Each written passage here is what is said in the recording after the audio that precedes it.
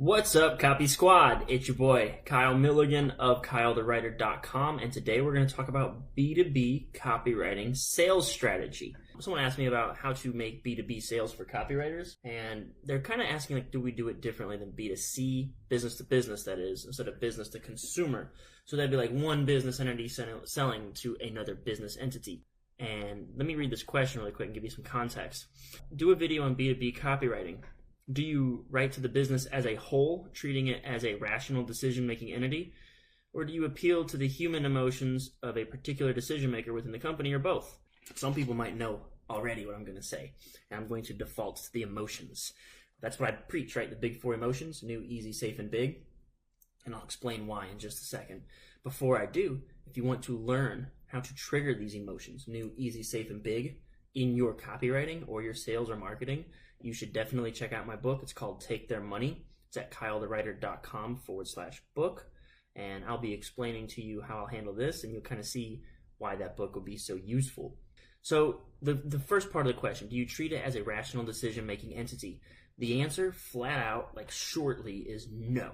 There is no such thing as rational decision-making, and I'll explain how you can influence that and why that matters. There's one example in particular I wanted to give you guys, and it might have been from Blair Warren's book called Forbidden Keys to Persuasion, which is like one of my favorite persuasion books of all time. I'm pretty sure in that book he talks about these people who are making these business decisions with no real rationale behind it. But the point is, in every business, okay, the bigger the business gets, it's almost like the less rational its decision-making process becomes.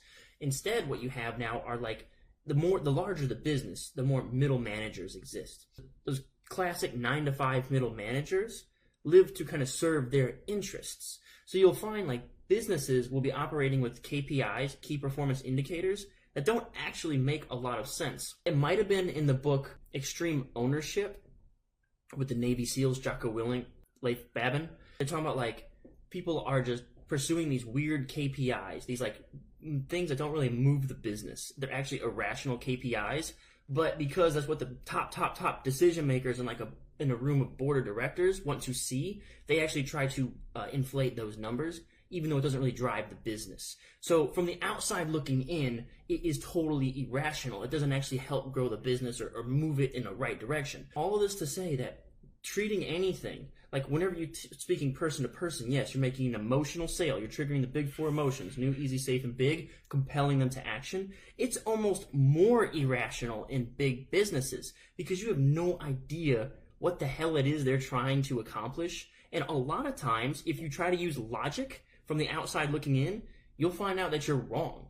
And you have oftentimes like a middle manager, someone who is struggling for power, struggling to keep their position, struggling to have certain metrics be hit, and they don't make much rational sense on the surface. But this is how the big company wants to see, like on their pie charts and their graphs, they want to see that number go up. So to try to treat it as a rational model is a very dangerous thing to do. I think in any case, if you're ever selling on logic, you're going to lose. If you ever sell on logic, you're going to lose. And the guy who comes in and knows how to trigger the emotions is going to win. All right? That's why people love to get angry at hypey marketers, right? People love to hate on, oh, that's all hype.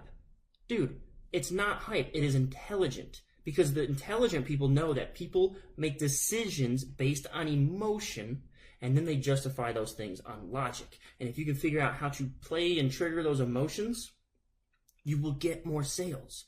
So a lot of times you'll see these hypey marketers, they're playing a character. Tai Lopez either said it, or I heard someone say it of Tai Lopez, was that like very few people were paying any attention to me until I put the Lamborghinis in the background.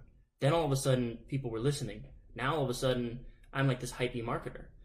Can you fault him now for doing that if it works? If he has the exact same product, the exact same message, and at one moment it doesn't sell, and then all of a sudden I put this car behind me and it does sell, is it not the intelligent thing to do to have more of those cars in the background?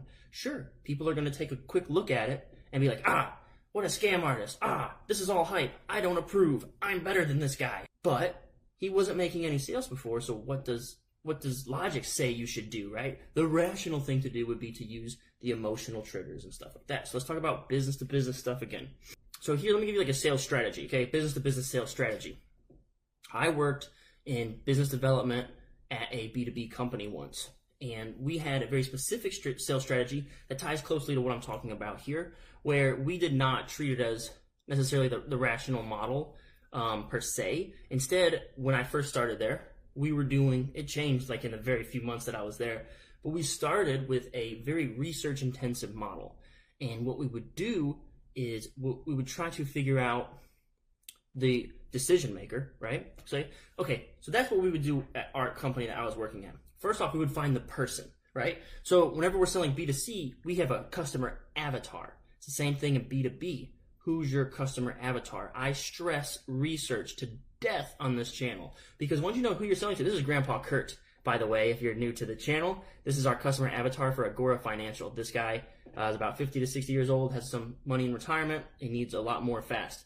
So that's our customer avatar. It's the same thing with B2B, except you might want to get even more sophisticated with it because it's higher stakes in B2B and you can make more money and more people are taking bigger risks when it comes to these big B2B investments. So what we would do, and what I think is the smart way to do it, is figure out your decision maker, right? So fine, figure out your decision maker. What's their role for your particular service?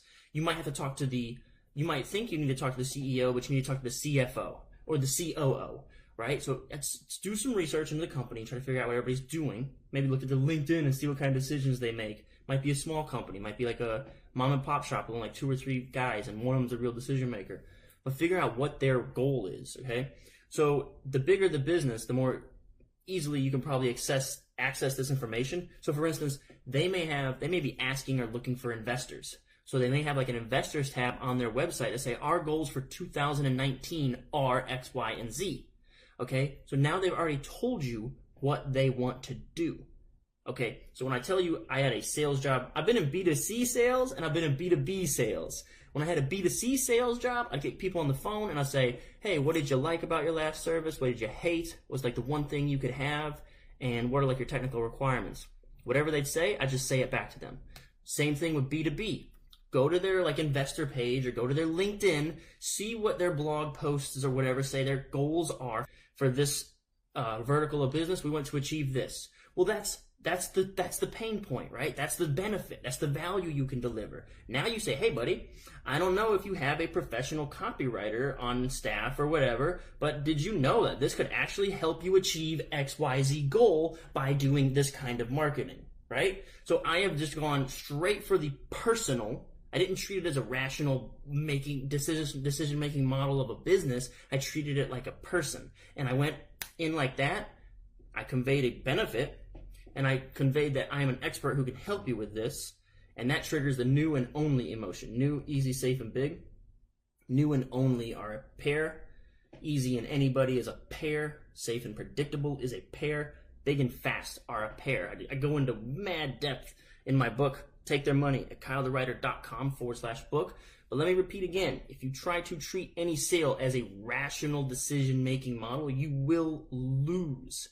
If I could have like one of those computer memories, I just know that for a fact because I've read so many different things where companies make crazy irrational decisions and because they want to hit certain metrics or because a certain middle manager wants to stay in his job and not get fired or someone's fighting for power. It's almost more chaotic, more irrational the bigger the company gets. Right? And you would think it'd be the opposite. You think they would do everything very calculated and measured. No, dude, it's usually due to like one person, the decision maker.